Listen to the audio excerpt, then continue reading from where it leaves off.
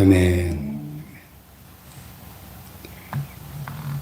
이 시 초반부에서 시편 기자가 하나님을 묘사할 때 하늘에서 이 땅으로 강림하시는 하나님, 심판을 위해서 재판장으로서 강림하신 하나님을 묘사하고 있습니다.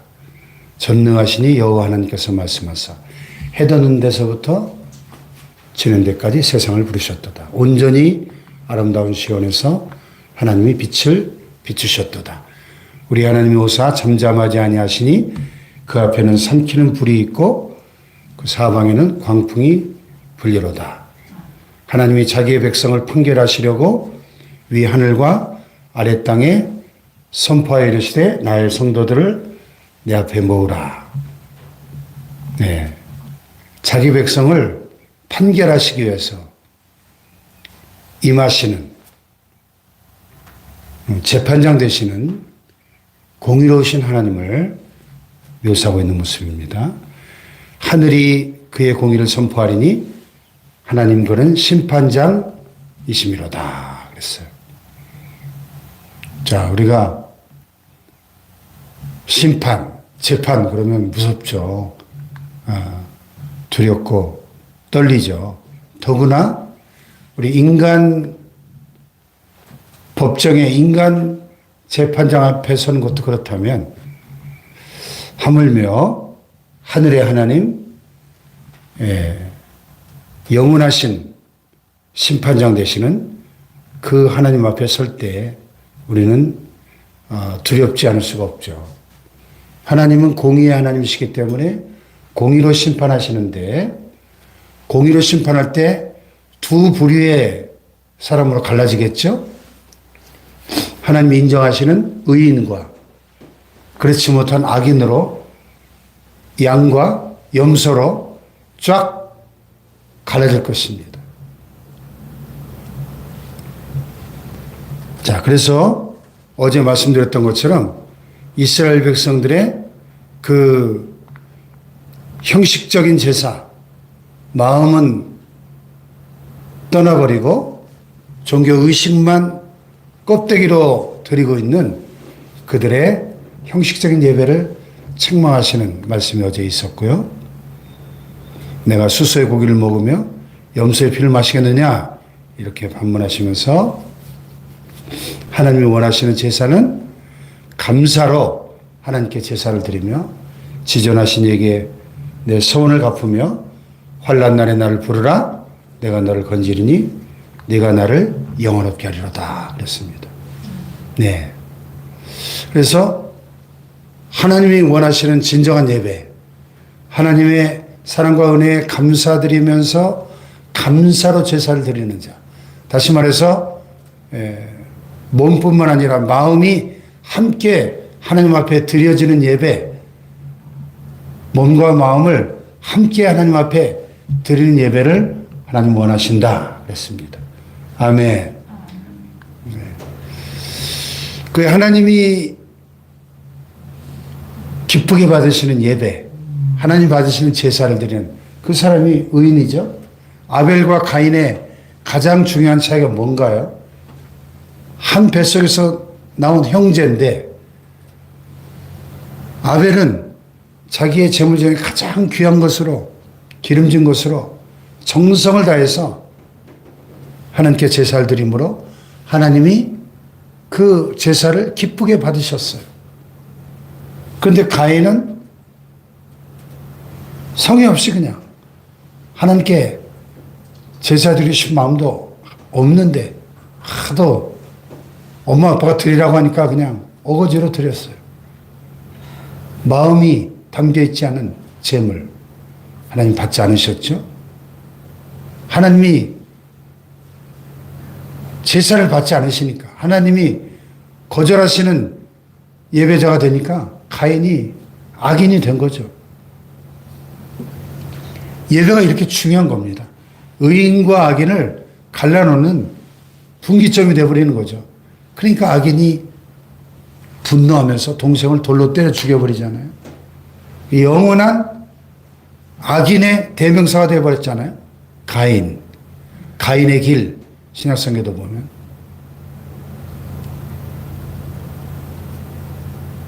오늘 저와 여러분이 하나님께서 인정하시는 진정한 예배자들로, 의인으로 설 수 있기를 축복합니다. 아멘. 자, 그런데 이제 의인의 그 기도는 하나님 들으시고, 환난 날에 하나님을 부를 때 하나님이 그를 건져주시고 구원하시고 하나님을 영화롭게 하는 복을 주시지만은, 반대로 악인들에게는 하나님께서 진노하시며 심판하십니다. 네가 어찌하여 내 율례를 전하며 내 언약을 내 입에 두느냐. 예. 그의 입술에는 하나님의 율례, 하나님의 말씀, 하나님의 법이 잘잘잘잘잘 말은 잘해요. 그런데 네가 교훈을 미워하고 내 말을 내 뒤로 던지며, 하나님의 말씀을 말로는 유창하게 그렇게 내 율례를 전하며 내 언약을 내 입에 두느냐.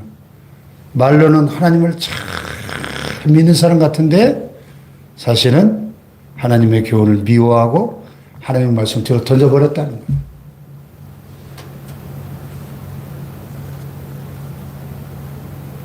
그러면서 하는 행위를 보니까 도둑을 본즉 그와 연합하고 간음하는 자들과 동료가 되며 내 입을 악에게 내어지고 내 혀로 거짓을 꾸미며 앉아서 내 형제를 공박하며 내 어머니 아들을 비방하는도다.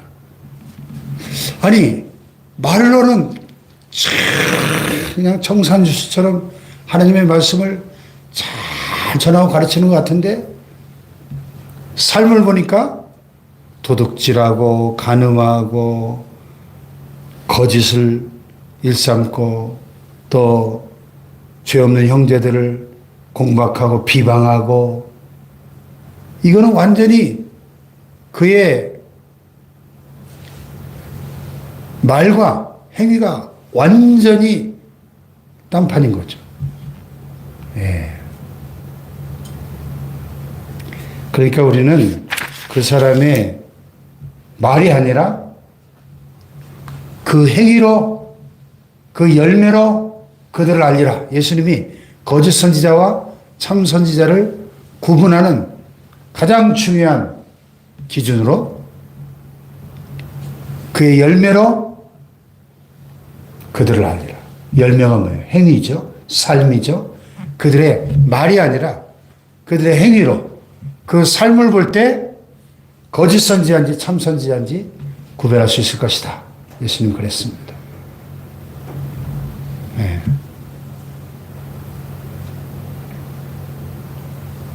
그 이단에 빠지는 사람들 보면 그 이단 교주들 얼마나 설교를 잘하고 얼마나 청산유수 같이 성경을 막 절절절절 깨고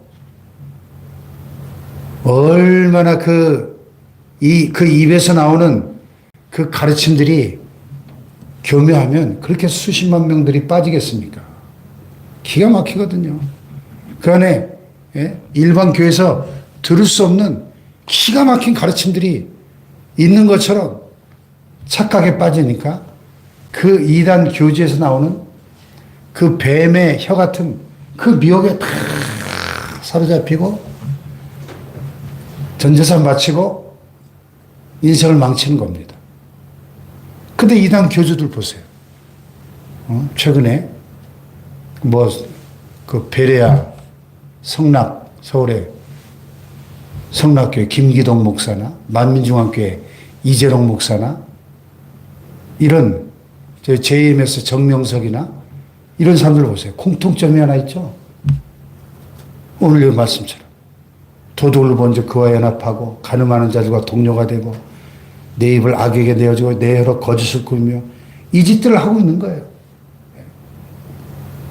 교인들의 그 피땀 어린 헌금 공급 횡령하고 성폭행하고 온갖 못된 짓을 예수를 안 믿는 사람들도 용납할 수 없는 엄청난 악을 저지르는 거예요.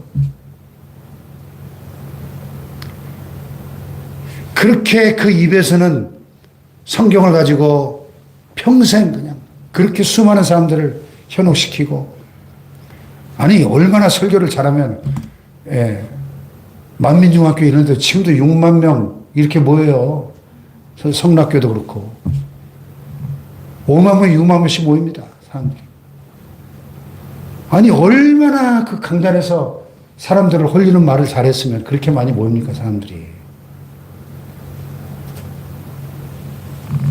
그러므로 그 열매로 그들을 알리라 그랬어요.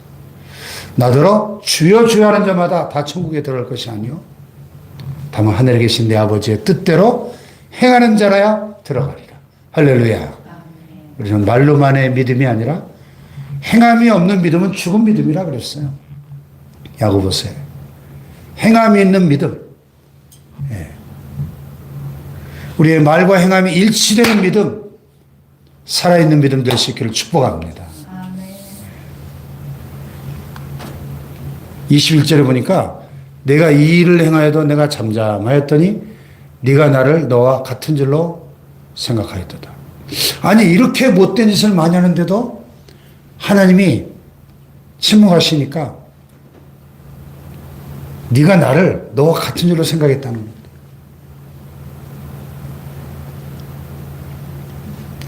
그러니까 그 악인들의 그 삶을 보면은 그렇게 못된 짓을 많이 해도 하나님도 자기하고 같은 수준으로 이해하는 거예요. 하나님이 얼마나 죄를 미워하시고 불의에 대해 진노하시는 절대 거룩하신 공의 하나님이신 가를 안다면 이런 짓을 할 수 있겠어요?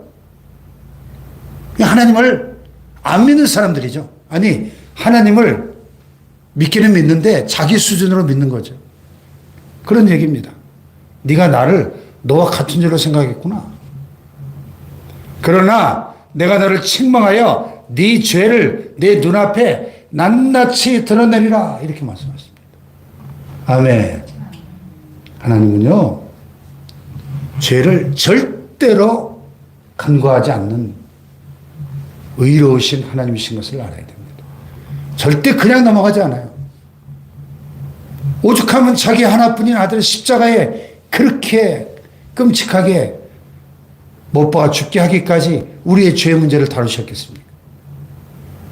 죄를 철저하게 다루시는 분이신 걸 알아야 돼요. 할렐루야. 공의의 하나님. 그 공의의 하나님을 우리가 두려워할 줄 알아야죠. 공의의 하나님, 심판하시는 하나님을 믿는다면 감히 어떻게 이런 죄악을 서슴없이 이렇게 저지릅니까? 도둑질하고 간음하고 거짓으로 사기치고 죄 없는 사람들 비방하고 이런 짓들을 어떻게 하냐고요.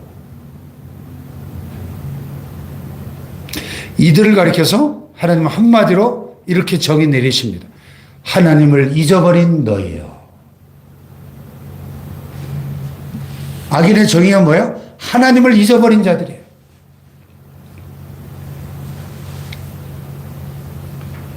구소련이 1917년에 공산당들에 의해서 볼셰비키 혁명에서 공산화되고 70년 동안 구소련이 붕괴될 때까지 70년 동안 하나님이 죽었다고 모든 나라에 선포하면서 교회들을 다 폐쇄하고 크리스찬들을 다 잡아가도 죽이고 시베리아 강제 수용소로 다 추방시키고 수천만 명이 피해 숙청을 당했죠. 자, 어떤 역사가가 그 70년의 구소련의 역사를 한마디로 이렇게 표현했어요. 인간이 하나님을 잊어버릴 때 저지르지 못할 일이 없다는 것을 깨달았다. 하나님을 잊어버리면, 하나님이 없다고 생각하면 못할 짓이 없는 거예요. 못할 짓이 없어.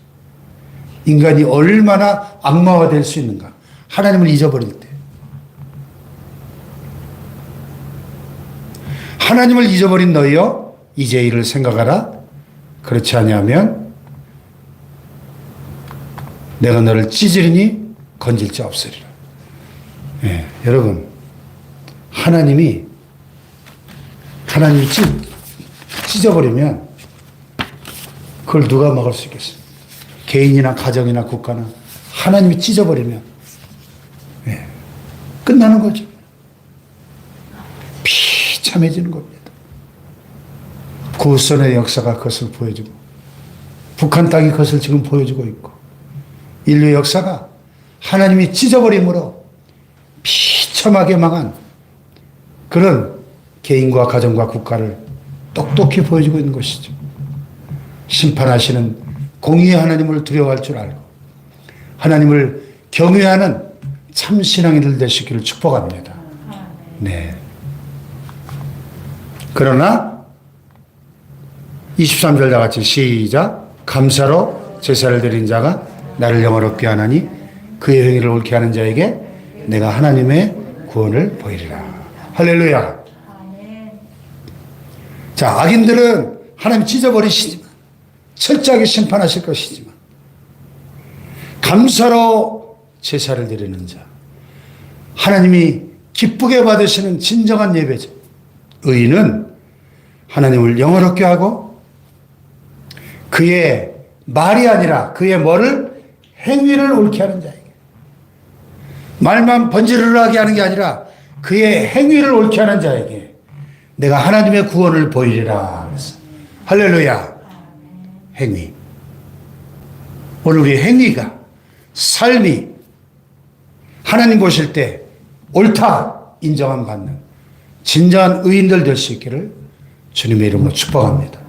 그런 자를 하나님께서 모든 환난에서 구원하시고 건져주시겠다는 거예요. 그래서 하나님을 영화롭게 하는 영광의 날을 허락하시겠다는 것입니다. 할렐루야. 오늘 이 하루도 하나님 앞에 감사로 제사 드리는 복된 자들 되시기를 주님의 이름으로 축복합니다. 기도하십시다.